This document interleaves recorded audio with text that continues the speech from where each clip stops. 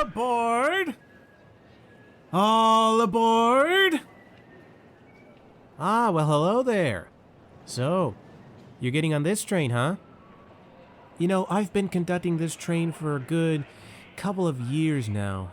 Been through a lot with her. I remember the "I got nothing up my butt" incident back in 2019. There was also the Florida man who threw a Bible at a police officer. Oh, and don't get me started about the year 2020. Oh, boy. So listen, if you're new here, I gotta read this this piece of paper for you. It's sort of a legal thing, you know. Here we go. Warning.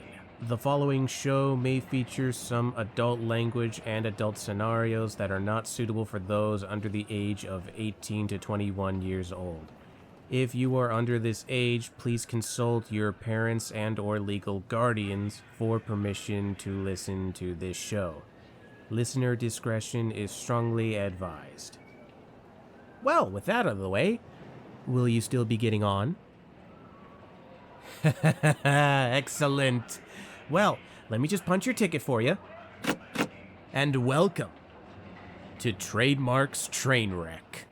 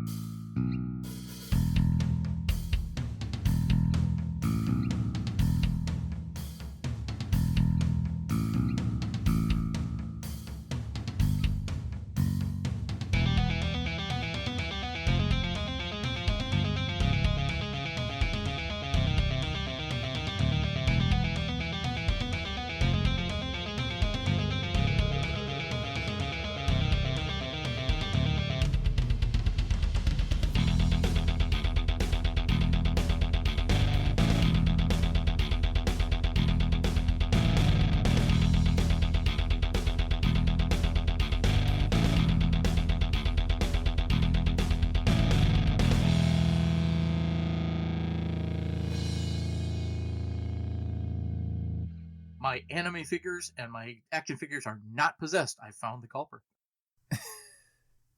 Well, before I ask, welcome everybody to Trademark's Trainwreck on Celestia Radio, all Phantom all the time. The man with the many problems is RandomGreymane. It was a small furry creature that lives in the walls of our house that I'm going to be setting traps for. Yes, there was a mouse knocking my action figures off the shelves. Okay, for a minute I thought you were gonna make up some bullshit Muppet creature called Garathnor or some shit. Grathnor. No, there's a D&D name for you. Mm-hmm. All right, anybody wants to use that, that's fair game. Grathnor. Also, the woman who is tired as balls is TheFangirl. Yeah, she is riveted for this week's episode. And finally, joining us, mainly because you have to be drunk to be on this show on this day of recording that is St. Patrick's Day, we have qdHazen. Sláinte. Yes, that was Don't a word. Don't drink green beer, people. People, if your beer is green, there's a problem with it. Stop drinking green beer. There are far better beers for St. Patrick's Day than green beer, okay? And there's far better green things than St. Patrick's Day beer. And not just Guinness, all right? You get your Smithwick's. That's a nice red ale for if you absolutely can't stand stouts. I highly recommend. Then there's also your various Irish whiskeys like your Jamesons, Jamesons, Bushmills. Your Bushmills. That too. Well then, how is everyone doing? Yeah. So we're tired. Whoops! Shit. Fuck. Sorry, my tablet. My tablet works. Sorry. That's fine. That's fine. I'm sitting here doing tacos, so I don't think it's a big deal. Wait, what? Phrasing. Tell Mrs. Greymane tell Mrs. Greymane later. Well, you're eating tacos. I got pizza. You ran into that. Yes, I did. I actually have Hawaiian pizza with me, which, yes, is the dreaded pineapple ham pizza. Woo. Ugh. How dare you? It's so fucking disgusting, man. Hey, not to me. I'm one of those. That shit's okay. That shit's okay in Florida. Just don't ever bring it to Chicago. Somebody will kill you over it. What they have over in Chicago is pizza in name only. It's more of a pie. No. That's goddamn deep dish or double-decker pizza. That's not standard pizza. Everybody gets that wrong. Okay? Chicago pizza is a thin to slightly thicker thin crust. Okay? It's flat. It's cut in squares. Okay? It's got a lot of cheese. And depending on how much sauce you want it, a lot of sauce under the cheese. It does not have sauce on top of the cheese. So, it's usually cheese and sausage. Oh, before the pizza war starts. I do have a fond memory regarding Hawaiian pizza. Mainly in relation to a trip I had to Las Vegas a few years ago, back when travel was actually possible. It was during a convention. I was with some of the people who have been on this show, some who have not. Mainly Sherlock and his lovely girlfriend, the Lady Tenkage. We were hanging out at a nearby mall, and I got Hawaiian pizza, and they just glared at me with disgust. As they should. Oh, come on. It's not that bad. I have no idea why everyone they should. Come on. I have no idea why everyone gives the people who put pineapple on the pizza such grief. You know why? It's real simple. The juices from pineapple make meat mushy. Okay? This is why you never see pineapple in things like steaks or on steaks or something, crap like that, because it makes the meat mushy. It breaks down the meat. Okay? And it makes it taste bad. Okay? So, no. That's no pineapple. Hey, if this is wrong, I don't want to be right. Anywho, we have... Moving on to news-related things, we have a bit of a sequel to something that I believe we discussed, was it last week? I think it was last week. It's in regards to current President Joe Biden's dogs. We have a presidential dog update. Oh, good lord. Okay. Because for those who weren't here last time when we discussed this, the presidential dogs had to be taken out of the White House because they were a little bit aggressive towards staff, because they were not trained to be in the White House, to put it succinctly.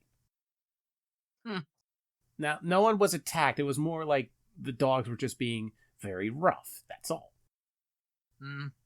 Oh, I might have to eat my words on that, because the first line of this article is, President Joe Biden's dog will be returning to the White House following a recent biting incident. Well, that'll shut me up. Yeah. Whoops. Okay.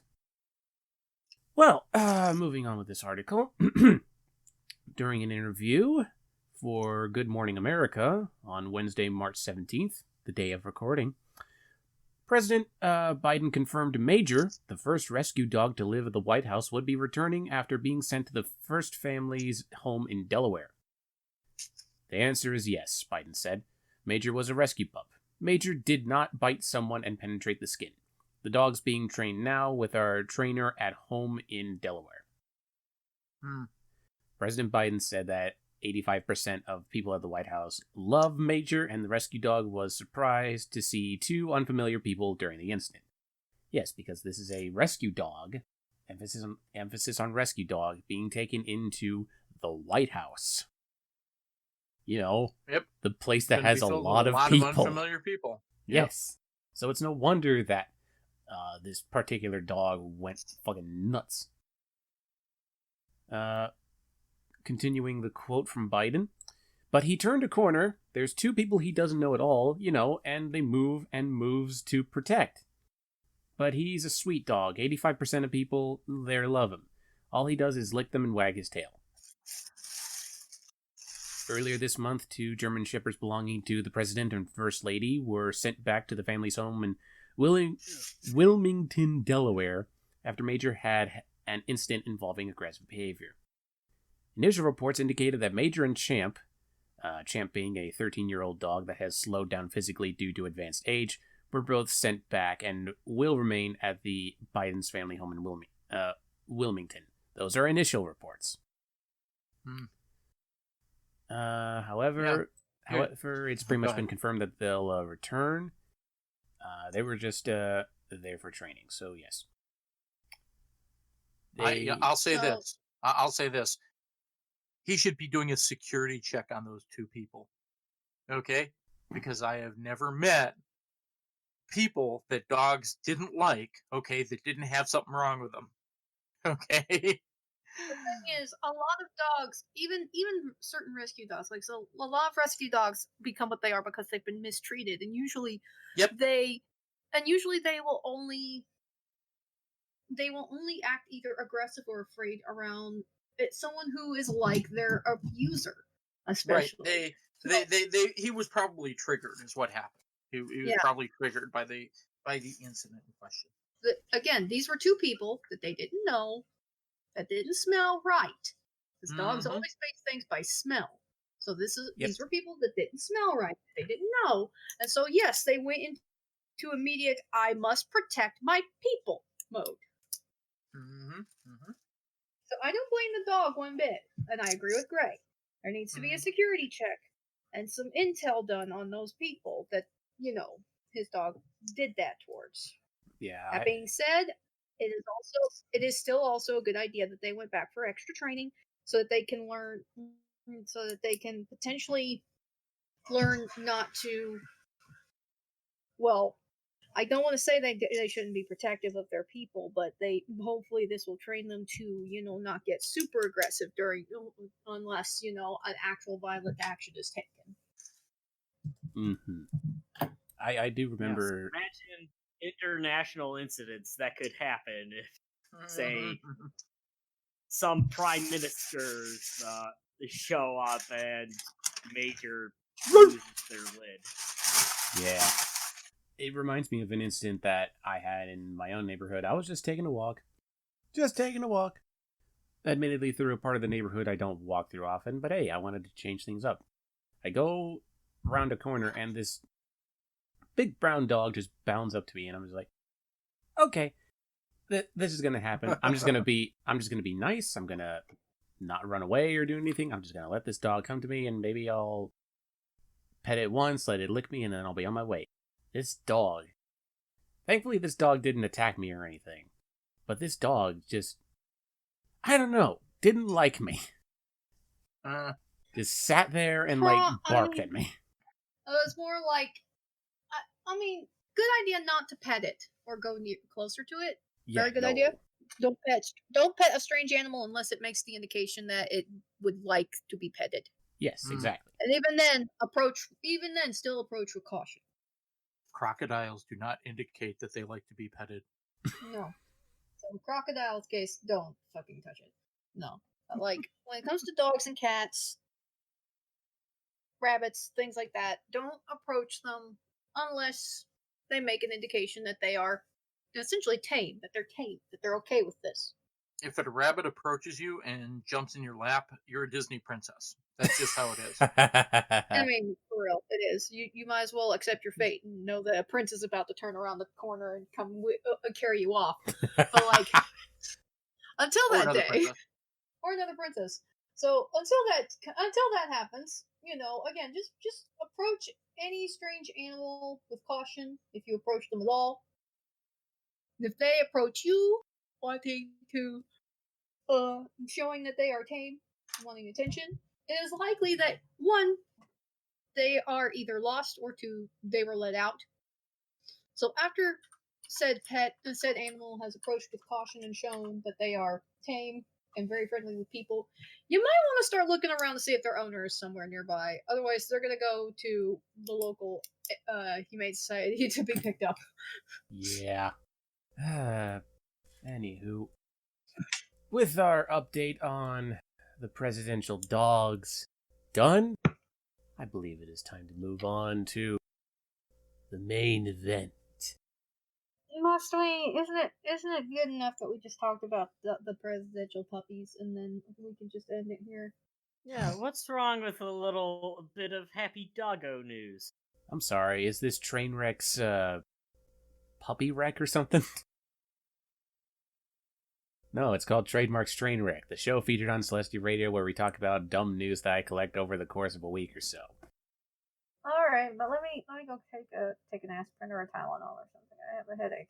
Trademark's puppy wreck would be considerably worse than some of the news articles that we take on.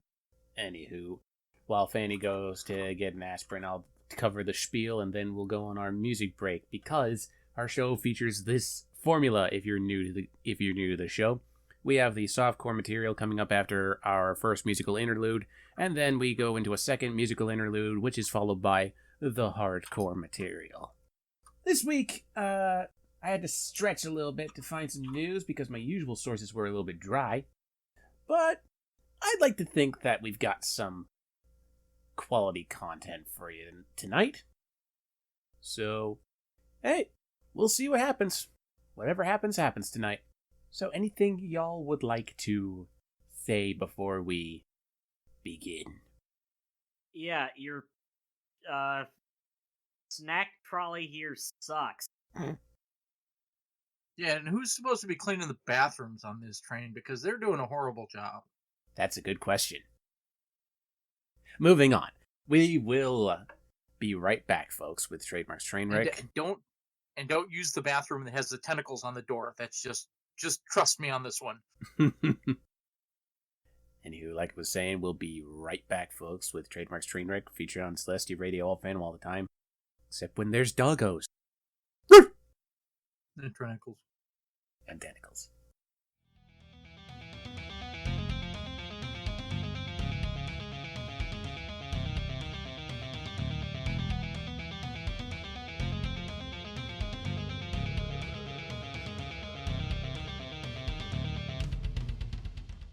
Look, if that furry thing knocks over another action figure, I am totally making it into taco meat that I'll sell to certain members of Congress. We apologize if anyone has been offended by Greymane's suggestion. Fucking Greymane pulling a, what is that? Fucking, what's that movie with Sylvester Stallone where he eats a rat burger? Oh, Demolition Demolition Man, that's the one. I've never seen that movie in full, but I'd love to see it, if only because of how stupid it is.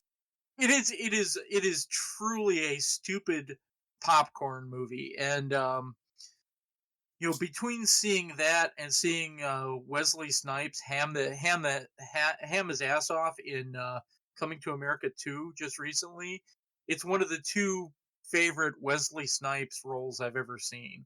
So how is Coming to America? It's not bad. It contains, like I was telling Shirley, it contains about 20% more Eddie Murphy than the original Coming to America. But it also contains less Eddie Murphy than the Nutty Professor. So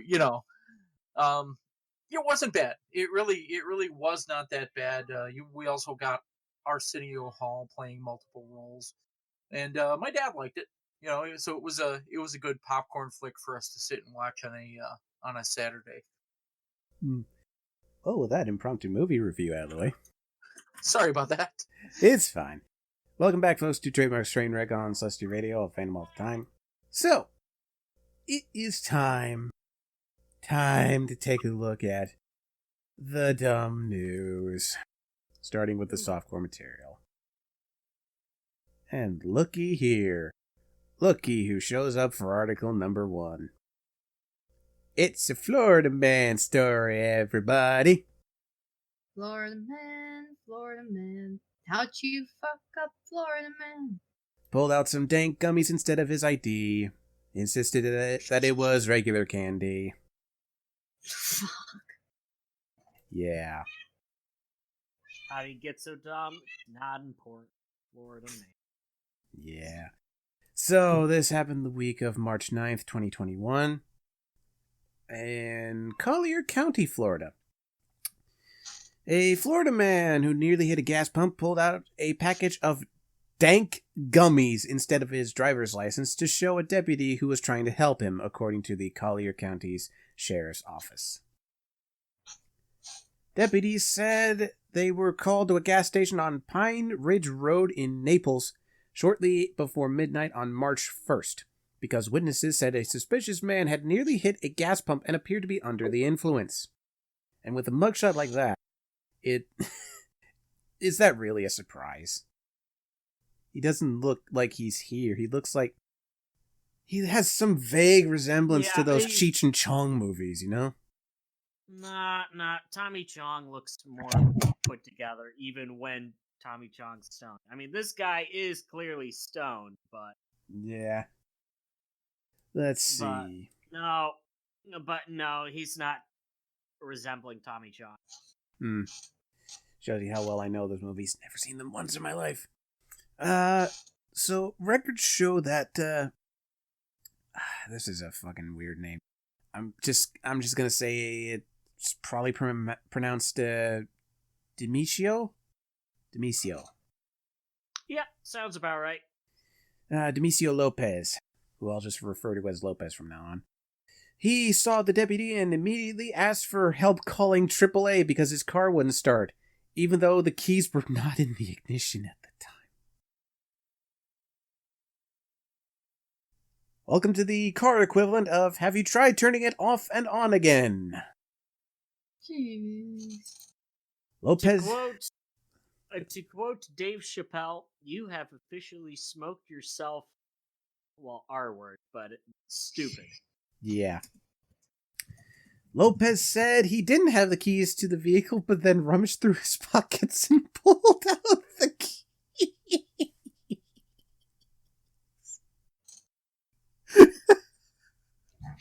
I'm not even at... You are a very special kind of stupid. I'm not even at the part where he pulls out the cannabis-infused candies yet, and I'm laughing my ass off at how stupid this guy is. Congrats. You are a very special kind of stupid. Oh, man. Okay. Here's the part we've all been waiting for. The deputy then asked Lopez for his driver's license, so he started rifling through his pockets again, and this time pulled out a small green package labeled dank gummies with cannabis infused written on it as well. The deputies asked if Lopez just pulled out THC gummies, and Lopez claimed it was normal candy when he was asked to hand over the package. Oh, sorry. Now, but you first, QD, sorry. Am I correct in saying that recreational cannabis is not legal in Florida? Let me double check. Yeah, I don't think it is yet. I'm looking up recreational weed states right now. And among them, let's see. Florida can have legal medical marijuana, but not recreational. Yeah. I was really surprised at that because Illinois, where I live, is actually more progressive on that particular front than Florida. And I kind of went, who the hell would have thought that? So, when Lopez was asked to hand the package over, the deputy saw that it was labeled as containing 500 milligrams of THC. That's a lot of fucking THC. Apparently, yes. Also, Lopez also had a package of medicated nerd ropes with 400 milligrams of THC per rope. Medicated nerd gross. That's... okay. He better have glaucoma. Well, apparently, according to him, This was for his girlfriend who had a cancer diagnosis. This is according to an affidavit. Whether that's true or not, we don't know. However, at this point, records show that Lopez was taken into custody and a small baggie of cocaine was found on his person in addition to the THC-infused candies. There you go. There you go. That's never recreational, people. I don't know about that last part, though, because that's kind of... Never medicinal. Never medicinal. Sorry, I used the wrong term. I don't know about that last part, because the cocaine is just kind of like snuck in there right at the end. Right at the end. It's just like, oh, by the way, cocaine. You'd think that would have been there with the THC stuff, but no, just, hey, by the way, cocaine. The fact that they, and the fact that they list it that way, oh, there's weed and weed and weed and weed, and oh, yeah, he had cocaine. Yeah, exactly. This tells me everything that the wrong people think about weed. So, let's just, oh my God. Yeah, so I'm going to give this guy the benefit of the doubt and I'm going to put it out there. I don't think there was cocaine. I could be wrong. Wouldn't be the first time. Sure as hell won't be the last. But I'm just going to put it out there. Maybe there wasn't cocaine. Oh, I've been shortlisted to receive $3 million from the European Association for Palliative Care. I have to send my full name, residential address, email address, any photo of identity card, occupation, and my mobile phone number. Yes, those were words. Again, you stupid Russian. It came from mail.naltel.ru. Did we Russian mail server. Did we get an on-recording example of someone like spam emailing / texting you or some shit? Yes, you did. Okay. And I went, what? I got that earlier today. I got a text that was just like, hey, Trademark, I heard you were looking for a full-time job. And I'm just like, no. I didn't contact you specifically about that, but I mean... Block. Bye. Block. Bye. Anywho, moving on. I could use $3 million. Get it the Don't right we way. all? Don't we all? Okay, so I believe it was. I believe this happened the week of March 8th, which I believe was the week of Bike Week, which is an event that takes place in Daytona Beach, Florida. Oddly enough, this isn't about a Florida man. It's about a New York man. A apparently popular New York man. Okay. It's probably one you haven't heard of, but he's popular nonetheless. Oh, him. There you go. I've heard of him. New York I've City. heard of him, yeah. Oh, there you go. New York. He hangs out and. Well, let me read the title first, boys, before you give your own explanation. New York City's Naked Cowboy arrested during Bike Week in Daytona Beach. Now you may continue. Yep. Naked Cowboy. Often seen around Times Square. Just run around in his underwear. And shit kickers in his Stetson. Yep. Typically found playing a guitar. He's... I don't want to say a panhandler. But I mean, that's kind of what he is. But he's not the traditional panhandler that stands on the side of the road in clean clothes saying how broke they are. He's a New York style panhandler. New York panhandlers come with entertainment. Like, you know what? He's been doing this a long time. I mean, long time. Yeah. So I'm kind of surprised that the police in question don't know him. Mm-hmm. At least 20 years, I want to say. Yeah, at least 20 years. I did not know that. Anywho. You can find old clips if you go back through the Saturday Night Live things. They have clips of him at Times Square. Just little things here and there. You can find 20. Well, let's look him up. Well, while you look him up, let me detail his most recent escapade. The man best known for his role as New York's Naked Cowboy was arrested over the weekend, the week of March 8th, in Daytona Beach, where the annual Bike Week Festival was underway. Records show Robert Burke, 50, was booked into the Volusia County Jail that Saturday on charges of panhandling. Daytona Beach police wrote in the arrest report, Burke was taking photographs with bystanders near Main Street and Fern Lane as they put money in his guitar. Officers said his actions violated a Daytona Beach city ordinance on panhandling. because yeah, that has unfortunately become a little bit of a problem all over Florida. Like, just my town alone, they're everywhere. Now, don't get me wrong, I don't have an issue with genuine panhandlers that are genuinely down on their luck. But a lot of panhandlers these days are assholes. They're just people who are like, I'm gonna leech off people's generosity. I'm not gonna stand on either side of the panhandling thing, because there's people that walk down the street with their hand out and they make $250, and then there's people that can't feed their family. Yes. And because they have to sit there with a thing, and ask for people to throw coins in it. There's all types, just like any other thing. This type, however, was University of Cincinnati College and Arts Sciences in 1995. He earned a bachelor degree in political silence. Political silence. Political silence? I would love to see that degree applied to several of our members of our government. I would love that. Political silence. That would be so fucking awesome. Political science. And he began busking, which is what the technical term is for singing and basically being a bard on the street, in 1997. Okay, and first appeared on Venice Beach. So he's best known as a fixture of Times Square in New York City. Made an appearance on January 2009, where he performed at a Leinster rugby game in Donnybrook, Dublin. So, singing his theme song before 18,000 spectators. Mm.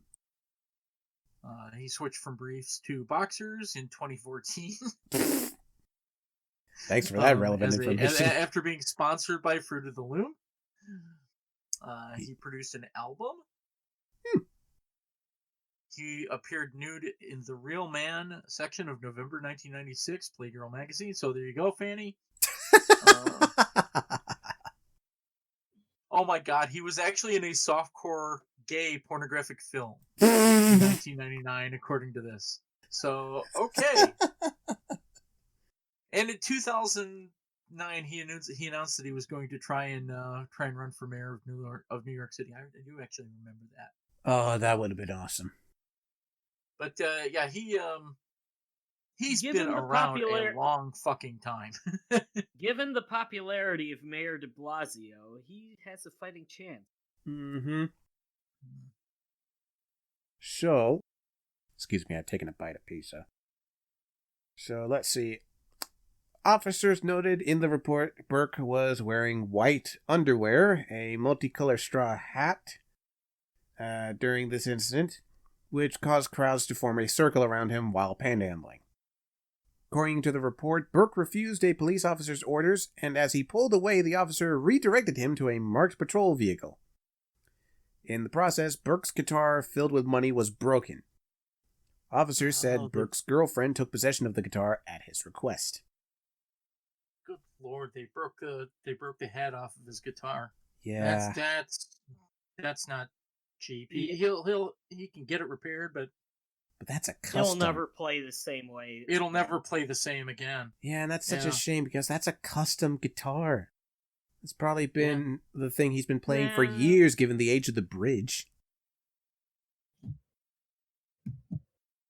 I imagined that well, at least the cover is custom. The soundboard is probably just like a vinyl rack. Mm-hmm.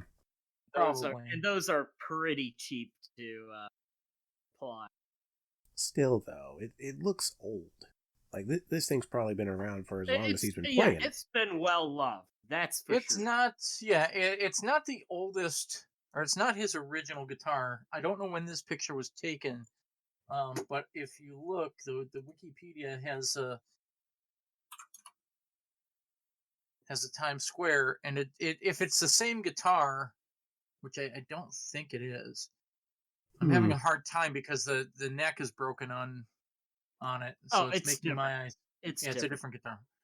So, oh geez, you found a picture that had an ad for Spike TV back when Spike TV was good. Yeah, this is from Wikipedia, so no idea when they got when that picture was taken. Anywho, wrapping up the article. Well, there's still a little bit to go, but either way, here's a bio from his Facebook page.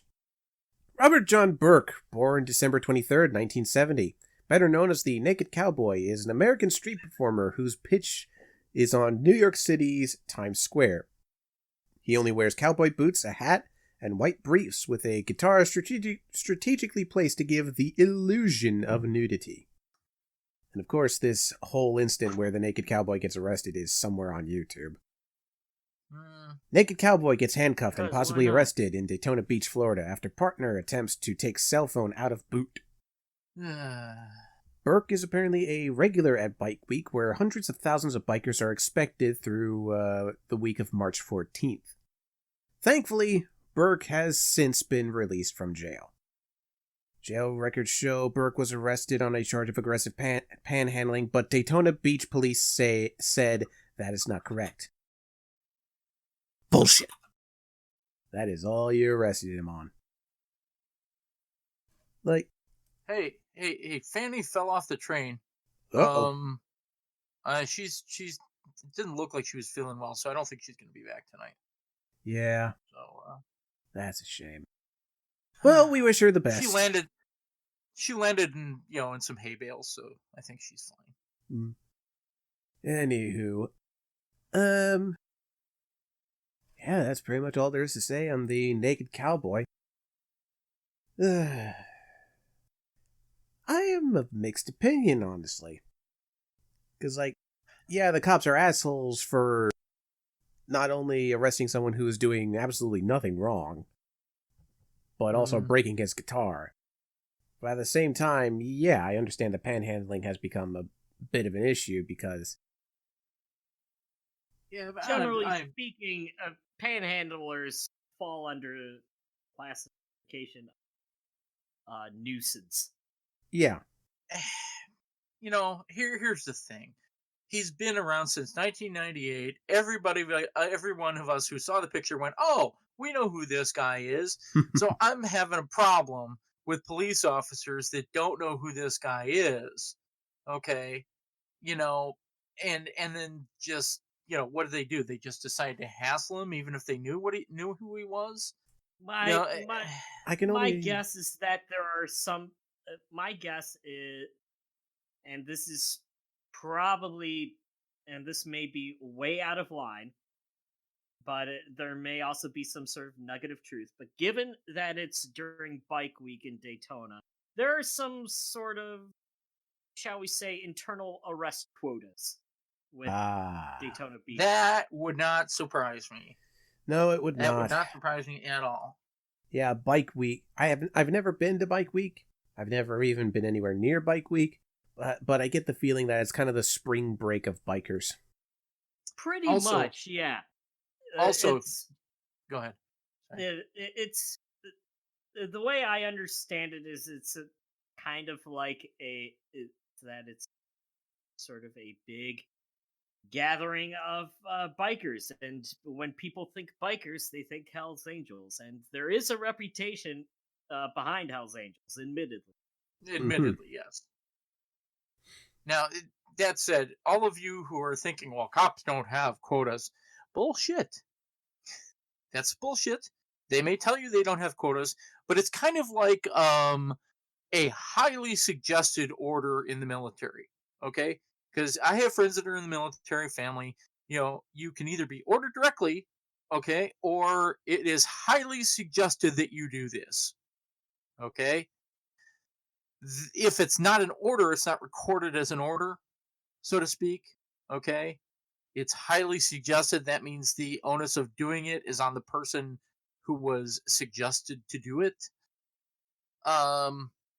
police have highly suggested quotas. It's highly suggested that you get at least 10 people today. So that You know? way it looks good when they submit reports to the city council, or when they are trying to run for district attorney or sheriff or some other elected position. Yep. Sadly. Anywho, moving on before we piss off the police of Florida. And they come for my ass. They were close the other article. They were close. They were. I've got something here. Oh, man. This is like fucking baseball. 1, 2, 3 strikes, you're out. Man arrested 3 times in same day, including twice by the same trooper. Wow. Yeah. Yeah. That's either an incredible amount of idiocy or that cop was following his ass. Mm-hmm. This happened the week of March 17th, 2021. Comes to us from New York. A man is facing an array of criminal charges after he was arrested 3 times in the same day, including twice by the same trooper. Robert Radek, 29, of Marlborough, New York, was arrested 3 times on March 7th. Radek was driving a Jeep Cherokee when he was first arrested just before 8 a.m. after a trooper stopped him for a vehicle and traffic law violations, learned he was driving with a suspended license, and found him to be in possession of cocaine. Yeah, that alone should be... Yeah, he should have not been. He should not have been he out should and have about been- again. Well, He apparently... should have been taken in. Yeah. Well, apparently, either he was and was let out a little bit later. Actually, let me check real quick, because I have the actual source is from the New York State Police newsroom. Let me check deeper in. Let's see. Go deeper. He was charged with criminal possession of a controlled substance in the 7th degree. He was issued an appearance ticket returnable to the City of Newburgh Court on April 19th, 2021 at 8:30 a.m. So... Okay, so apparently the coke amount wouldn't have been enough to warrant Yeah. immediate arrest. It was So like they a single just ball gave of him coke or so they something. just gave him a ticket saying, "All right, you have to appear in court for this thing, Right. and we'll let you go." Yeah, let's see. Let me check for the specifics, since Shirley isn't here to fucking I'm read looking the at book the at at the us. police report. I'm looking at that police link you had in the article. Given how they said 7th degree, I can't imagine it being any Yeah, 7th degree is Yeah. like... any volume of cocaine that would warrant an intent to sell. Yeah, That's- yeah, but still, I mean, it's you look at the second one, and I won't spoiler it, but it's also another substance. Yeah. Okay, and I'm like, why wasn't this guy taken off the street in the first place? Yeah, before we spiral down the rabbit hole, let's get to the other 2 incidents. Correct. A little over 6 hours later, Radek was driving a Honda Civic when he was stopped again for vehicle and traffic law violations. The trooper immediately recognized Radek and found him to be in possession of heroin and cocaine. Okay, now at that point you need to take him in. Yeah. Well, let's see what happened with this particular incident. He got another 7th degree. He was issued an appearance What? ticket again. Come on. I mean, since it was a different vehicle, I don't know. It doesn't matter if it's a different vehicle. He's got a It's the same suspended guy, license. and the officer It's the same recognized guy it's and the he's same suspended guy. license. Do we have a picture of this butthead anywhere? No, I can't. Nope, seem to not find that a picture. not that I have seen. I haven't found him. Good luck. New He's York. got to be white. He's got to be. He's He's gotta got to be. be white. He's got to be New white. York. What the fuck? Yeah. Anywho, the third instant. This happened around 5:45 p.m. when a different trooper spotted Redek's Cherokee from before after observing... Oh, wait, he stopped the Cherokee after observing multiple vehicle and traffic law violations. While speaking to Redek, the trooper is said to have determined that he was impaired by drugs. Let's take a look at the actual report. Yeah. It was that simple. He was determined to be impaired by drugs. He was charged with driving while ability impaired and aggravated unlicensed operator in the first degree, which is a Class E felony. Yep. Although... Oh, look at that! Look at that last line! What the fuck? Yeah, Redek was released on an appearance ticket returnable to the city of Newburgh Court on April 20th, 2021 at 8:30 a.m. This guy is marshmallow white. I can guarantee you that this guy is marshmallow white, because if this guy had any melanin in his skin, okay, he would have been taken in on that first stop. Okay? Yeah, this guy is either super white or he has powerful friends. Yeah, that's the other thing. Maybe he's got something on the police commissioner or whatever, the hell it is. This guy is, to quote fucking Christopher Walken, this guy is unfucking believable. So, white motherfucker gets off with 3 drug stops, one of which is a felony, and fucking walks away. Okay, and has to appear in court. Not once, Fuck not you. twice, but 3 times. Yeah, not twice, 3 times. Fuck you, City of Newburgh Court. Okay, New York State Police. Fuck you. Just go fuck yourself. Okay, from all the black guys sitting in prison, okay, for a weed stop, you can go fuck yourself, New York State Police. Mm-hmm. Just, oh my god. Okay. One last article. Mr. fucking Marshmallow. So one last article, Sorry. And this one's a little bit more comedic. Just because of the whole fucking, circumstances. You'd think that getting pulled over 3 times would be the perfect way to end this. But no. I've got an older article out for you tonight. This happened on March 8th, 2021. Now, picture this scenario, boys. You're an inmate from prison. You have just escaped. All right. Being under the radar, being completely hidden from the police, is your number 1 priority. What do? What is your first move? I changed my name to RandomGreymane, and I start a podcast on a fandom station.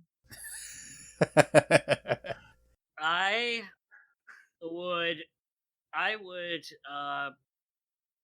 hook up with my conjugal visit girl and go paint the town red in as loud and as obnoxiously as I can. Ooh, now that's a good one. That is really good. I like that. Well, meanwhile... Seriously? A tent, enough food for a while, and a state park in the middle of nowhere. Well, meanwhile, across the pond, there's this guy. British escaped inmate, busted after venturing out to buy Call of Duty.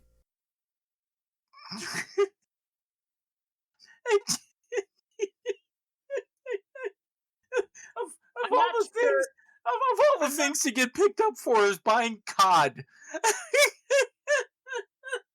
I'm not entirely certain how Britain handles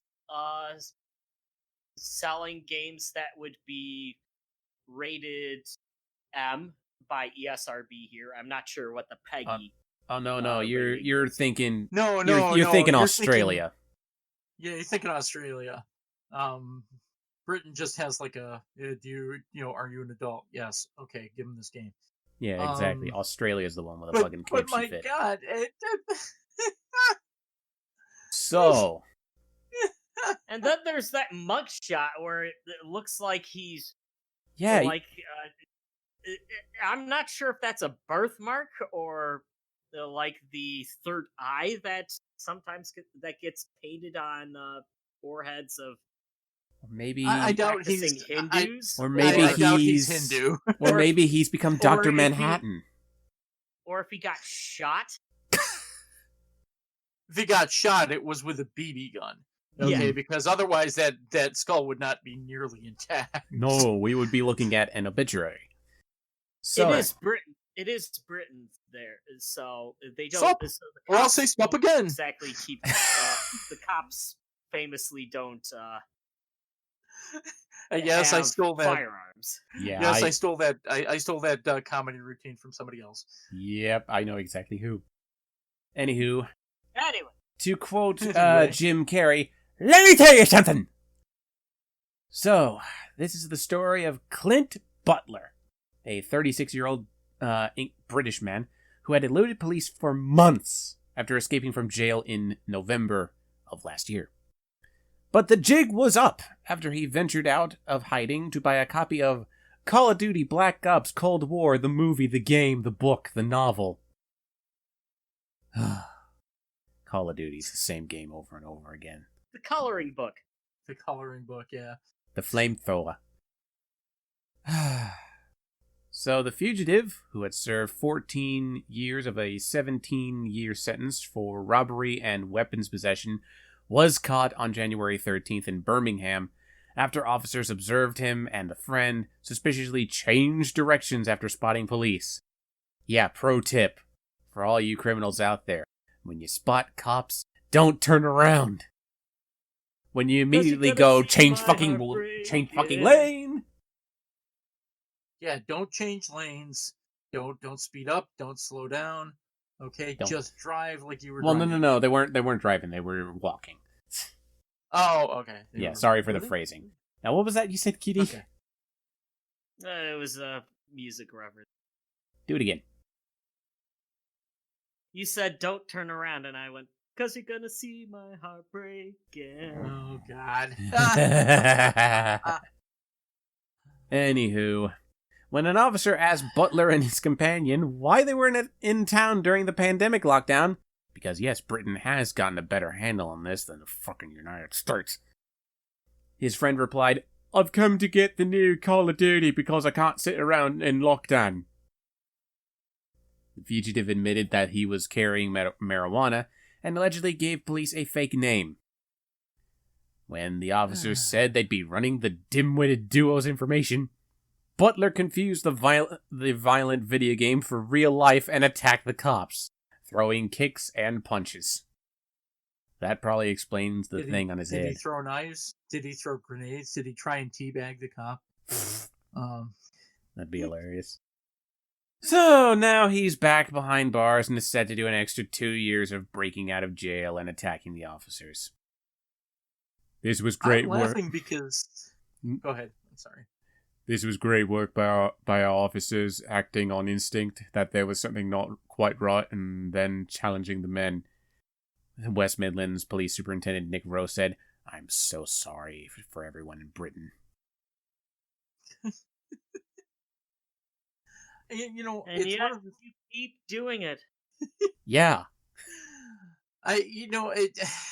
Okay, I have two things on this. Okay, one, 14 years of a 17-year sentence. Okay, just serve the last 3 years if you can. Yeah, okay? Come on. Then you're done. Your life's still gonna suck when you get out. Okay, because we treat ex-cons horribly anywhere in the world. An ex-con is treated horribly, and they shouldn't if they've truly done their time and they're truly trying to reform. Yes. Okay. The other thing, though, is that we are in the midst of a pandemic, And prisons are one of the worst places to be during that. Okay? Because there's a lot of prisons which are not doing protection properly.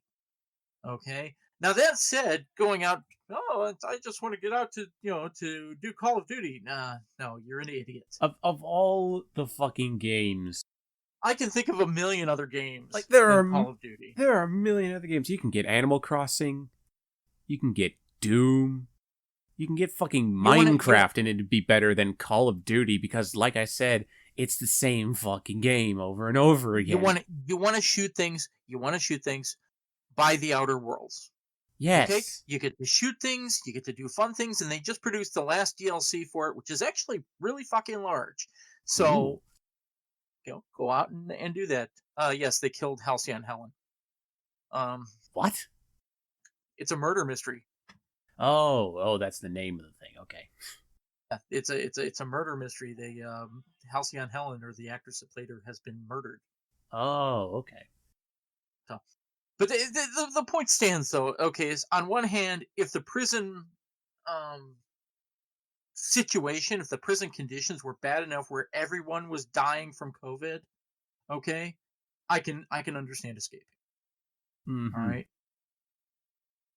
But if they weren't, 3 years. You've done 14 years. Okay, 3 more years you can do standing on your head by that time because you become your Stockholm is already set in. Okay, yeah, so come on. be patient. Like, you were nearly in the home stretch, and then Call of Duty. Call of Duty. Let me actually take a look. Call of Duty Black Ops Cold War. Let's see if that game's actually out and what the reviews are like for this fucking game. It's basically Meet Ronald Reagan. Yeah. Meet Ronald Reagan, the game. Audience rating summary on a Google search. 2.3 stars. Yep. Let me see. I gotta. Not even the Gipper could save that game. I gotta get reception. I gotta take a look. For you to kill some terrorists. Metacritic basically gave it a C+ on all levels, or sorry, all platforms. PC, PlayStation 4, PlayStation 5, Xbox, whatever it is right now. Game Informer gave it a 8.75. GameSpot gave it an 8. Hardcore Gamer gave it a 4. IGN gave it a 7 out of 10. US Gamer gave it a 3.5 out of 5. Mitten Squad did a no damage, or tried to do a no damage playthrough, and you can't. Okay, because within the first spoilers, within the end of the first thing, you get shot in the head by the bad guy. So it's I've watched the playthrough on it. It's a horrible game. It's not worth spending money on. Like I said, it's just Call of Duty. I'm pretty sure Call of Duty back in the olden days of yore was probably fun. Like, the only Call of Duty game I've ever played is the original Black Ops, and that was okay. That was fine. To be fair, the original Call of Duty was basically, let's invade Normandy again. Man, they just kept re-releasing. They keep doing the same thing until they came out with Modern Warfare. Oh yeah, that's the other one I actually played. But we digress. Yeah, we digress. If you want to die on a hill, don't have the hill be Call of Duty, Black Ops, Cold War, or just Call of Duty in general, man. What are you doing? Anywho, that's the last softcore article for the night, so you know what that means. It's time for our second music break. And then we go to the hardcore material. Before that, though, any passing remarks? Gird your loins, folks, and pour yourself a double. Yeah. Kind of the funniest insults people have received while gaming online. I bet you look like you were drawn with my left hand. Okay. That's a good one. Wow. Okay. Well, on that note, we'll be right back with Trademark's Trainwreck here on Celestia Radio. I'll fan them all the time. Except when it's look for a better game, man.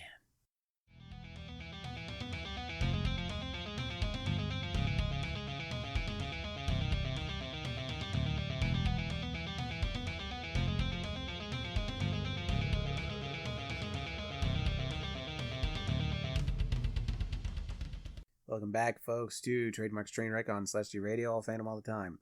It's time to start the hardcore material for the evening. Hardcore. Well, what better place to start than with this dumbass? Yeah, I've got no better segue for this one. This is admittedly a little petty for the hardcore material, but...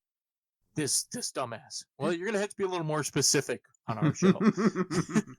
Just the fucking balls on this guy. Rap imposter accused of scamming hotels sentenced to prison. This happened the week of March 15th, 2021. For those wondering, the tagline is, Florida man claimed to have Wu-Tang Clan ties. Okay, that is big brass balls right there. Yeah, because Yeah. Wu-Tang will kick his ass. Yeah. They really will. Wu-Tang ain't nothing to fuck with, No. I believe is the expression. Even bigger brass balls if he claimed that he was ODB. So I was gonna say, maybe he's just a really bad rapper and couldn't pay his bills. Maybe that was the whole idea, but no. So, this comes to us from Augusta, Georgia. A Florida man who claimed to work in the rap industry and to have ties to the hip-hop group, the Wu-Tang Clan, in a scheme to scam hotel stays and luxury services, was sentenced Monday to serve 7 years in federal prison. Aaron Barnes Burpo, 29, of Crestview, Florida, was also ordered to pay nearly $300,000 in restitution to the 19 businesses and to serve 3 years supervised release after his prison term, according to online court records. He earlier... sorry, I don't know what happened there. He earlier pleaded guilty to conspiracy to commit wire fraud.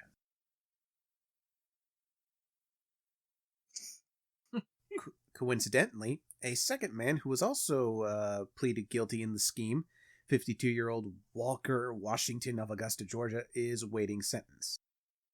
So this was a two-person plan.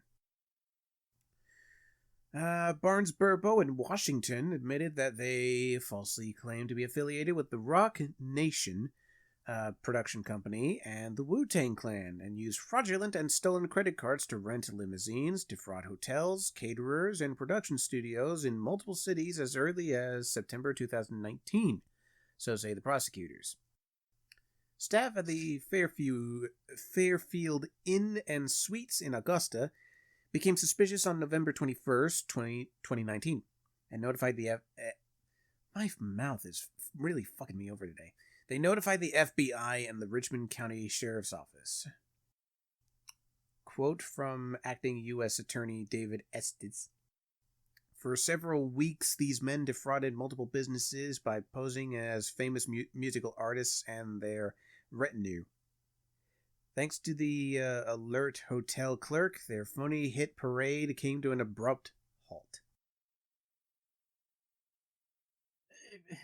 Did nobody pick up their phone and Google? I guess not. Have you seen how many people are in Wu-Tang Clan? That's not the point. Okay, the point is they could have verified this. Okay, call up a production office and say, hey, is this guy involved in this production? And they'll somebody would have said, well, we'll get back to you. And they would have gotten a phone call later saying, no, this guy's not part of our thing. So sorry, I'm so easy to verify. I've looked up who is actually a member of the of the Wu-Tang Clan. This obviously doesn't cover all the people who are on the production side. These are just the people who are the face of the clan, as it were. RZA, GCA. The RZA. The Jizza. Ah, my apologies. Old Dirty Bastard. Method Man. ODB. ODB. Yep. Method Man. Raekwon. Raekwon. I am so sorry. Ghostface Killer. Ghostface Killer. Yep. Inspector Deck. You God. Master Killer. And Capadonna. Mm-hmm. That is the classic lineup. Interesting names. Okay. Just, the balls on this guy. The balls on this guy. I don't know what else to say. Just the balls on this guy. Sadly, I'm not well versed in Wu-Tang Clan stuff. I don't know. You're taking on a group. Okay, you're taking on a group that basically squashed Pharma Dude, Martin Scarelli. Oh. Okay. They basically squashed Pharma Dude after he paid them millions of dollars for that stupid CD that there was only one of. Okay? And they said, no, we want it back because you're a shit.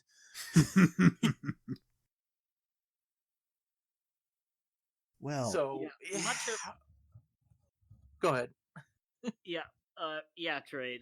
Much of Wu-Tang Clan is steeped in kung fu movies, like yep. The sort of like the man with the golden fist. Man with the golden fist, the 32 Chambers. Well, did they provide music for those movies or something? No. They're just classic campy fans. kung fu. Yeah, they're classic campy kung fu movies. And they basically appropriated some of that in order to further their sort of East Coast street cred in a way. Yeah. Interesting. For instance, the Ghostface Killer was an antagonist in one movie. I don't remember which, but I do know that they picked that. I do know that Ghostface adopted that name from a movie character. Yeah, and this is also a group that is well set business wise. Okay, Yeah. They know their business shit. Okay, so they know exactly what to do to ruin this person. So why would you pick them? I mean, pick somebody else. Because they're popular. You would have had better luck saying that I work for Daft Punk. They retired. Oh. How you know I wasn't Daft Punk? Parlez-vous français? Oui. I mean, you'd have better luck wearing a Daft Punk helmet, walking in there and saying, just having like, I need a room across your visor. Yeah. Okay. that would probably get you a free room. Okay. Yeah. If only for comedy's sake. Okay. Or at least would get you like a serious discount. Mm-hmm. Or a good laugh at the very least. Right. They wouldn't spit in your food. They'd give you the clean sheets. Yeah. Okay. I'm joking. I know that hotel people don't do that often unless you really piss them off. Mm-hmm. Joking about that. So, next in the category of the balls on this guy. Oh man, this next one. That's gonna be maybe I'll make that my autobiography title. The balls on this guy. The balls on this guy. Yeah, I don't got a segue for this one. This is just. I'll put 2 tiny cherries on the front cover. Focus, Gray. Focus. I'll get sued by Irma Bombeck. Focus. Sorry. Sorry. Okay. No segue. Here's the title. Texas man drove dealership loaner car to rob bank. Tried to use the loot to buy a BMW. I mean, yeah, I can understand trying to use a rental to try and throw off the cops for the getaway vehicle, but they gotta know that they're gonna find out eventually who signed the agreement. Mm-hmm. I just love the fucking mugshot. He's just like, yeah, and? No, that's the Anthony Weiner face. Sort of that, yep, I done fucked up. Yep, didn't laugh now. Okay. So, this story comes from... Go ahead. I'm sorry. No, you wait first. till you finish. No, I'll let you finish reading it first. Okay. This story comes from Lubbock County, where prosecutors said this guy drove a vehicle loaned to him by a car dealership to rob a bank in Texas. Pardon me. Trademark, edit that out. And brought the money back to try and use for a down payment on a BMW. That is the story of Eric Dion Warren, who is now heading for prison. Now, you were saying, Gray? No, I'm like, the question here is, oh, okay. No, they answer it in the next set of paragraphs. I'll let you continue reading. But, Okay. Warren, who pled guilty to bank robbery, has been sentenced to 20 years in federal prison. According to court records, it was during the summer of 2019 when Warren went into a bank in Wolfforth, Texas, and walked up to the teller. The 50-year-old then put a bag from a fast food restaurant and a note on the counter. The note read, "This is a fucking robbery. Play with me and die. I want $10,000 in $50 and $100 bills now. You got one moment or I will, off you." After showing the teller the note, Warren pulled out what looked like a handgun and said, "I ain't playing around. I only want hundreds and fifties." Okay. The teller gave Warren money from her drawer, including stacks of $20 bills with recorded serial numbers. Smart. Mm-hmm. Warren later admitted that after getting the cash, he drove away in a vehicle that had been loaned to him by a car dealership. He had been there earlier and was in the process of finalizing the sale of a BMW. Officials say it was about 15 minutes after the robbery when Warren went back to the dealership in the loaned vehicle and began waving around cash. Yeah! And that's literally. He eventually went into the finance office and tried to finalize the purchase of the BMW with a $3,000 cash down payment. Mm-hmm. Things, however, began to fall apart for the robber when an employee at the dealership got a call informing him about the bank robbery. All while Warren was still there. The employee called police after realizing the description of the vehicle used in the robbery matched the one loaned to Warren. When Warren was arrested, he had more than $5,000 with him, and their serial numbers matched those stolen from the bank. And surprise, surprise, the gun was actually a painted pellet gun, which only resembled a real handgun. First of all, okay, if you do a bank robbery, all your money is going to be recorded. Okay, you're going to have recorded bills in it. Yep. Second, you're going to be lucky if they don't put a die pack in the money on you. Okay? Yep. And that die isn't going to go away for a fucking month. Okay? You're going to have to hide your features or face or whatever the die got on, okay, for a month. All right?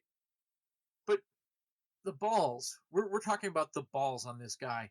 Yeah. 15 minutes after the robbery. Yeah. Okay, he tries to use the money. I want to point out here, by the way, a little random detail that was put on here that might actually be useful this time. Wolfforth, Texas, which is where the bank was, is 12 miles southwest of Lubbock, which is where the dealership is. Lubbock. Oh, sorry, Lubbock. Yeah, Lubbock County. My apologies. Either way, that's about where the dealership is. So...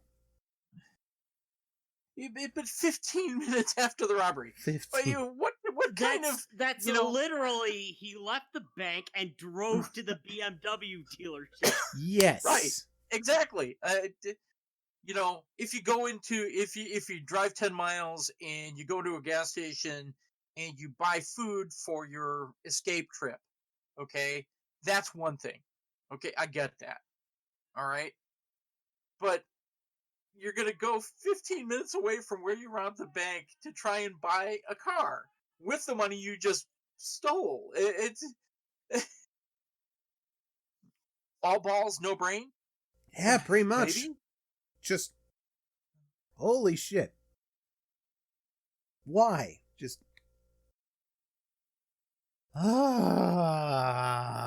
He had to roll around in that M5. That's all I can say. Just... This is Who so... buys an M5? Yeah, what is an M5? I know what an M5 is.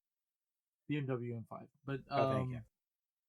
But, this is so fucking stupid. I got no words. I'm speechless. This is so fucking stupid. also, most people will never pay that much cash for a vehicle. They'll pay it in like a Installments. no, not installments. They'll pay it in like a bank transfer, Oh, yeah. or they'll pay it in like a what they call a counter check. Not a counter check. What the hell is What the fuck is a Money counter order. check? Cashier's check. a cashier's check? Thank you. Counter check is actually those blank checks that they hand you when you don't have a check, but you have ID and you want to withdraw money from your bank. Okay, Oh. they used to make you fill out what's called a counter check, where they would fill it out, you put the account number in there, and they'd verify your ID and they'd give you the money. That's what a counter check is. Okay. But still, nobody walks into a dealership unless they're either idiotic or have the balls of Jeff Bezos, okay, Or and the wallet to match. or Nobody if walks they're- into a BMW and or hands if they're cash for it. Floyd Mayweather.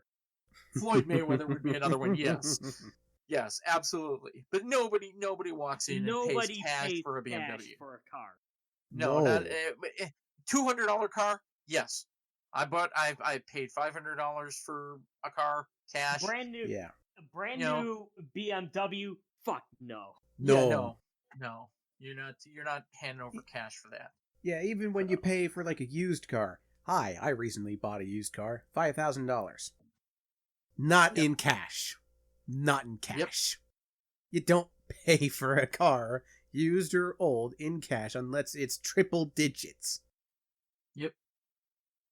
And even then, certain triple digits. Just... I was lucky because when I bought my my hot element, which is currently at the shop being repaired, thank you stimulus money. I bought that out of state.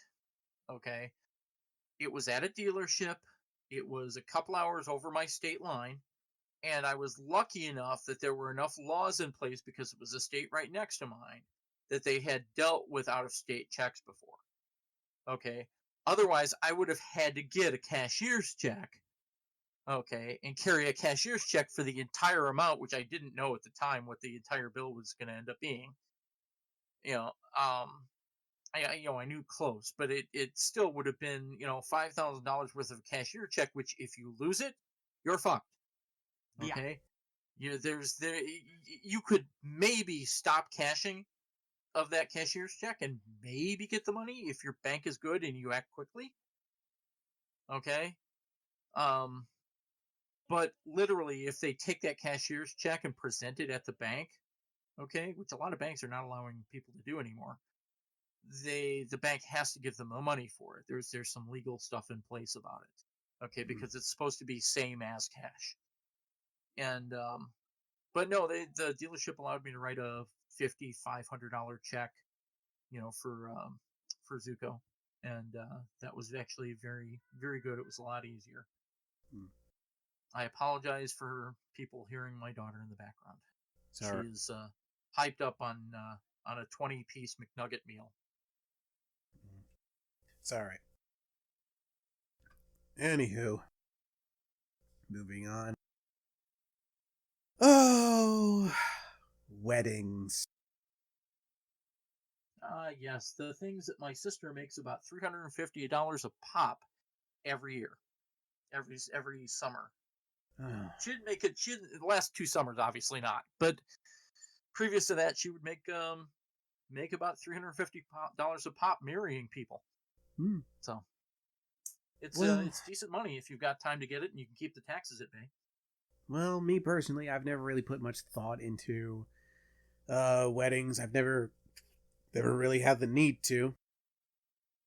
You are such a slick person that we know that if you ever manage to snag a woman, using that net you've got in your back of your trunk, that you will have an absolutely stellar designed wedding. We know you will. Yeah, here's a random fun fact, everybody in the audience. Apparently, I have a fucking well of charisma. Like, I can apparently be a smooth motherfucker. You know when that well of charisma comes in handy? In D&D games. Otherwise, I'm a fucking dork. There are people out there for dorks. Yeah. There are people out there that absolutely will fall in love with that. Oh, I know. Here. I just find it hilarious that one day we were playing D&D, and I'm Vassalor, the elven bard who can apparently talk his way out of certain situations and into many women's pants. And everyone is just like, God damn, Trademark, you were one smooth motherfucker. And I'm just like, have you met me? I'm not. And they're like, you are. But anyway. Yes.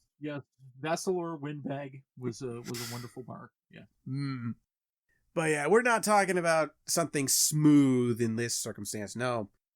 Vainglorious Windbane? Windbane?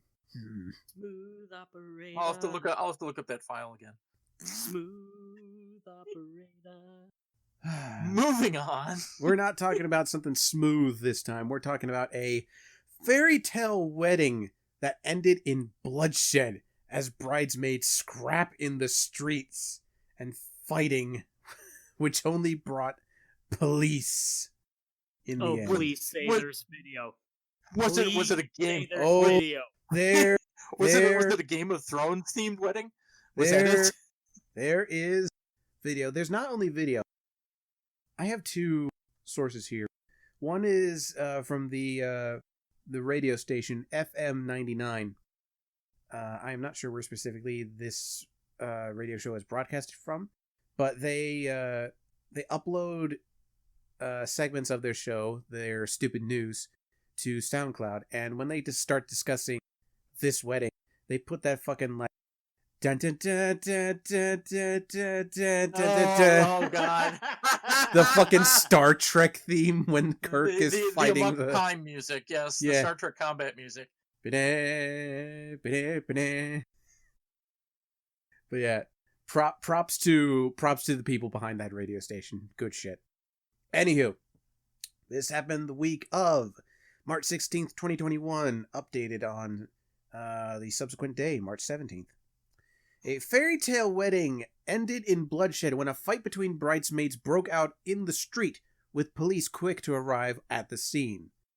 Alyssa and Heath from West Virginia were looking forward to their big day despite both their families being against their nuptials and their relationship. Ooh. That hurts. Yeah, that's a bad sign. With bad blood between the 2 families, it's no surprise the big day didn't exactly go to plan. As Alyssa, 18, goes shopping with her bridesmaids to find the perfect gown, she expresses her sadness about her parents not being there to support her on her big day. Her mum, quote, doesn't want nothing to do with it, says Alyssa, who has her cousins by her side instead. Meanwhile, her husband-to-be Heath, well, unfortunately I have to say this word because it's in the article itself, so forgive me. Heath is a Romanical gypsy. Oh, what? Romani. Let's just. I was like a Romanical gypsy. I'm like, okay. I'm just gonna refer to him as a Romani from now on. And for those who, or just Roma would be the correct term. Roma. Yeah, my apologies. They are a subgroup in the United Kingdom and other parts of the... No, that's not right. One of you give me the briefest definition that does them justice, please. It's hard to say. If we're just talking classic Romanian, okay, that's different. Roma are actually a group of people that are often discriminated against and often forced to be travelers, okay, where they go from place to place to place. The term gypsy is actually an insult. Yes. I actually have some Roma blood in my makeup, which maybe explains how good I am at certain things. But they're to tell you exactly how badly the discrimination is against this.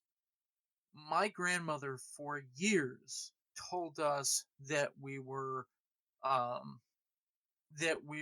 Italian Hungarian. Okay. In fact, I'm sitting at the table. I'm in like my early 20s, and I'm like, I tell her, well, I'd like to go I'd like to go to Hungary and see the old country. And she's like, why? And I'm like, well, you've always told us that we're Hungarian. And she's like, we're Romanian, damn it. Okay. And she hid this, okay, for years and years and years and years because of the stigma, okay, of potentially being a gypsy. And looking back at her photos, it's unmistakable in her face. Okay, there's a certain facial structure, which is the classic facial structure. But when it comes down to it, they're displaced people. Okay, and they're still often looked down upon, and that's why this is good lord, a TLC wedding show, Gypsy Wedding US. Yeah, they were featured on that. I wanted to skim over that to not bring attention to it, but yeah, that was unfortunately something they were involved in. But the point is, there's a stigma against the Roma. Okay, they're considered thieves. They're considered horse thieves. They're considered evil. Okay, they're considered cursed, and none of it's true, of course not. But it's been in the human culture so long that it's hard to get rid of. There you go. Anywho, continuing on.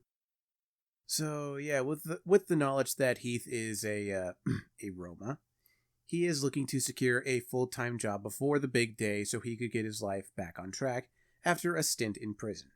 Good for him. Good for him. Okay. The job couldn't come at a better time either, as the couple are forced to stay in a motel room in the lead-up to their wedding.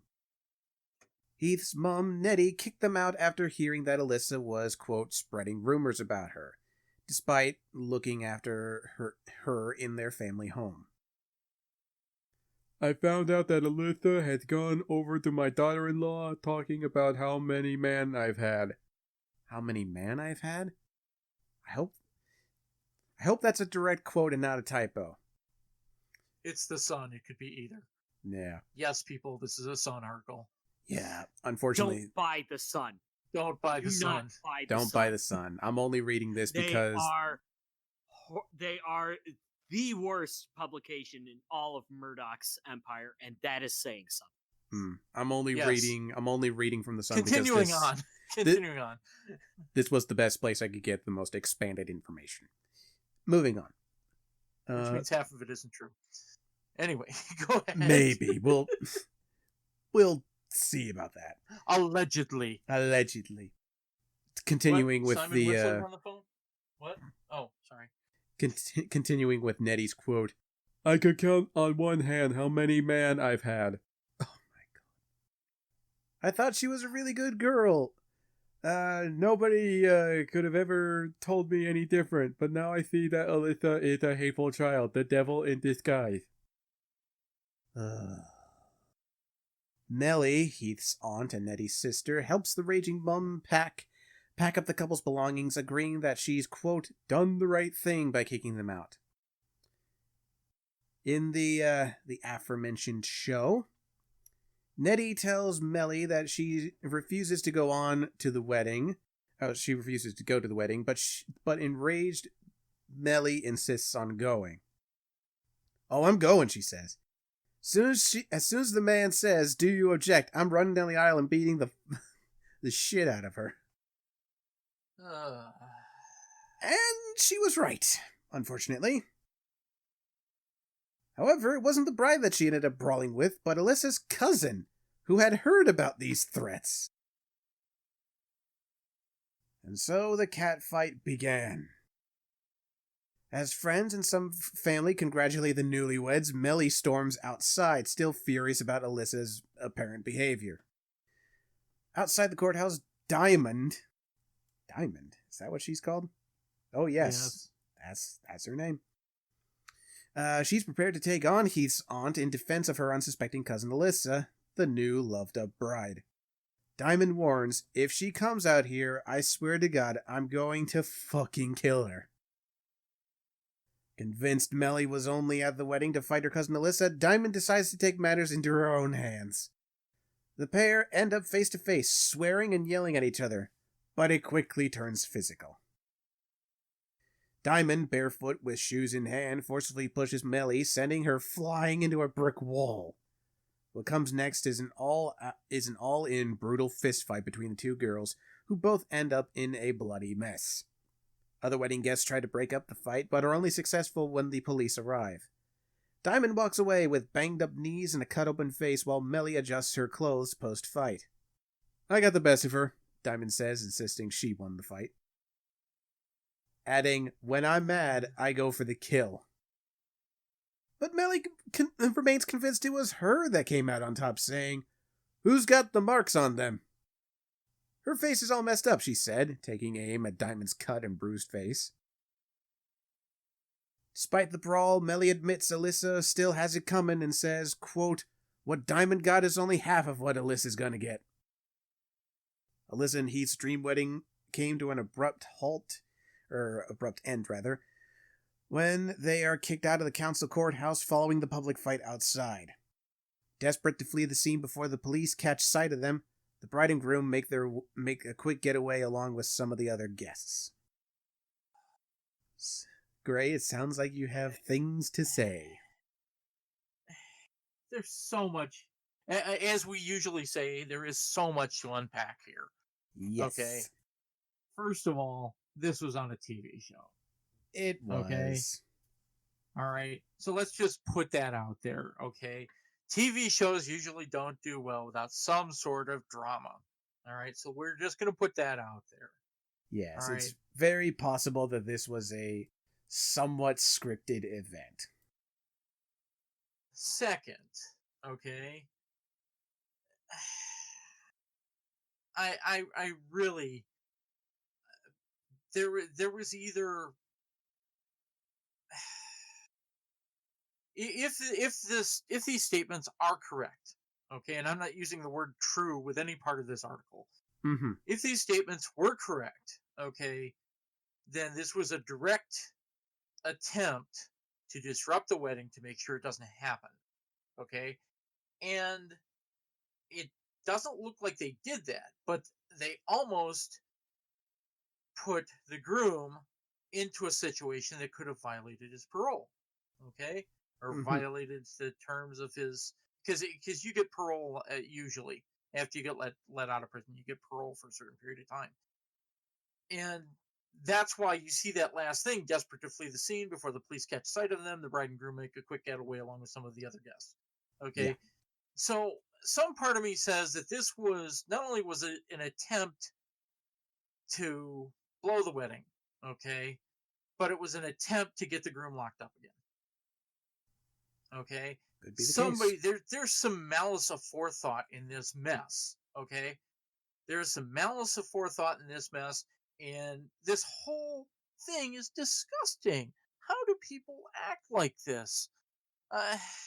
Very easily, I understand it, but it's still disgusting.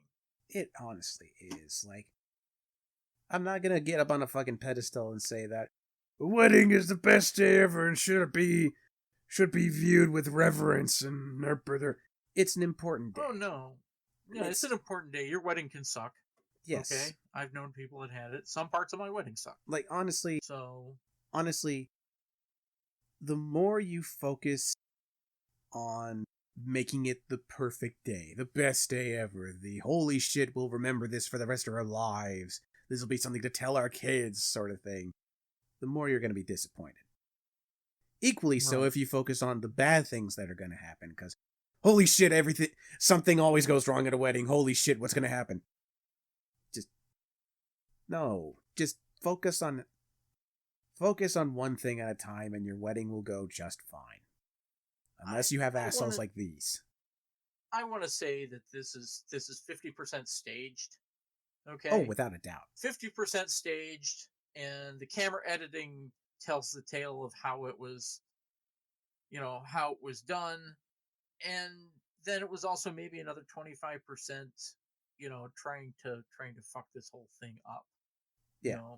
It smells to high heaven, which is true of almost any Sun article. So, Yeah. don't buy the Sun. Yeah. I do apologize for using the Sun as my reference tonight. It was the most complete information I could find. I will refrain from using the Sun in the future, given its apparent reputation. Well, you can't get away from that. The Sun articles are so much fun sometimes, even if they're not like 100%. Yeah, Now, do I wish that Rupert Murdoch would choke on a pretzel? Maybe. Yeah. But yeah. Either way you slice it, this is a spicy meatball. This is fucked up. It's fucked up. Just fucked up with a capital F. It really is. It's a fucked up spicy meatball. But you know what? It's not the most fucked up thing on our show tonight. Of course not. Fuck off. Of course not. Come on, we have one last article. And surprise, surprise, surprise. It's a Florida man story. And it's a tongue twister. I am not surprised. Pickle packing perv popped on private premise. Okay. Whoever wrote that on the smoking gun. Excellent. Well done. Nicely done. They deserve a raise. Nicely done. Okay. So this happened the week of March 15th, where a pantsless Florida man was arrested the day prior after police spotting him pleasuring himself with a pickle on a private premise.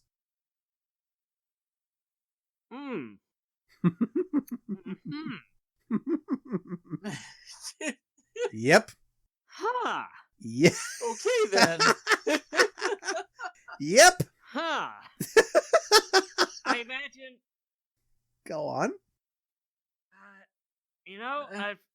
Thoughts drift to that one throwaway gag in an episode of Family Guy. It was some sort of like non-canon short little segment that lasts, between commercial breaks. Yeah. Where apparently Peter and Quagmire grow up to be confirmed bachelors after swearing off women as young kids. Oh yeah. Peter says, "I'm gonna go have a bagel and I'm gonna go get a bagel and have sex with it. Butter's in the fridge." I actually remember that. That was like an anthology of stories or some shit. You're gonna hate me. You're absolutely gonna hate me. So it's a little bit of that, and then there's also something called the grapefruit technique. Oh which no! Don't demonstrate it. No.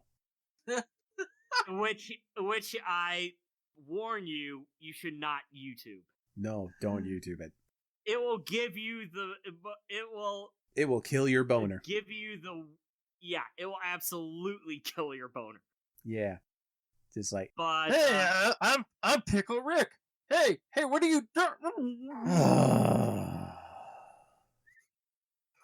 And this is why we have filters on certain jokes.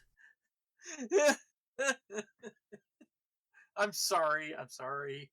I'm not sorry, but I'm sorry. Anywho. So, but yes, I'm imagining the lengths he went to create an edible flashlight, shall we say? Well, let's take a look. Responding to a suspicious person call around 4 p.m., a cop saw Eric Dettige. Dettige? I'll just call him Eric from now on. 47. He was found lying on his back in front of a townhouse in Oldsmar, a city in the Tampa Bay area. Eric, unencumbered by pants or underwear, had his dick in one hand and a large uneaten pickle in the other. Okay, since it's uneaten, either they caught him just as he was about to start, or Well, he was doing it wrong. Well, you say that, QD, but the cops had to add that Eric was found, quote, using the pickle to take it up the bum while he was masturbating. Okay, maybe not using it wrong. Eric was arrested on a misdemeanor exposure of sexual organs charge. He is being held in the Pinellas County Jail in lieu of a $150 bond. Florida Statute Ordinance 800.03. Eric, whose address is listed as the Flying Cloud Mobile Home Park in Tampa, has prior convictions Because of course. Of course, he's in a mobile home. He's got prior convictions for theft, disorderly conduct, resisting police, and criminal mischief. Oh my god. Jail records note that Eric has "Only God Can Judge Me" tattooed on his arm. Because of course. Because of course. And then there's this weird line that we end on. There is no indication in court records that the pickle was seized as evidence. Thanks. Really needed to ponder that tonight. Okay, so read the last comment on that article. The last that somebody comment? posted. Oh, there were comments on this thing? Yeah, there's some comments. Like, was it Clausen? Vlasic. Might have been one of those little gherkins. Oh man, just yeah. Just wow. Okay. Okay. Gentlemen, do you have anything to say on this? I'm glad that I haven't eaten pickles in decades. What he does in the what he uses to stimulate the prostate during masturbation, because that's the only reason why one would insert what I can think of, rather, that one would insert a pickle rectally. Mm-hmm. Should be done in the safety of one's own mobile home, not not in the on middle. the porch. Not on a This is not something you do on the townhouse porch, lawn. people. Oh man, just what in the wide world of sports got this just I'm Pickle Dick. No. Fuck you. Fuck you. You did it once. And we were fine with you getting away with it just to get out of your system, but you don't come back for a fucking sequel on that one. Oh, just I don't know why. I'm just speechless at a majority of these articles tonight because it's so fucking stupid. Like, you'd think... Here's the thing. here's the thing. I don't have a problem with him doing this, other than the fact that he did it publicly. There are entire videos of people doing this, okay, with cucumbers, pickles, whatnot, okay? But he did it in public. Yeah. Okay, that's different. You don't do this in public. It's just not something you do. Just, I got nothing. I've just got. Yeah. I think I'm drained from tonight. I think tonight has fucking drained me. Well, I said at the start of the show, we'll see what happens, and look what's happened. You should never challenge the universe like that. Never. Yeah, I've set myself up for that. I think we're done for tonight.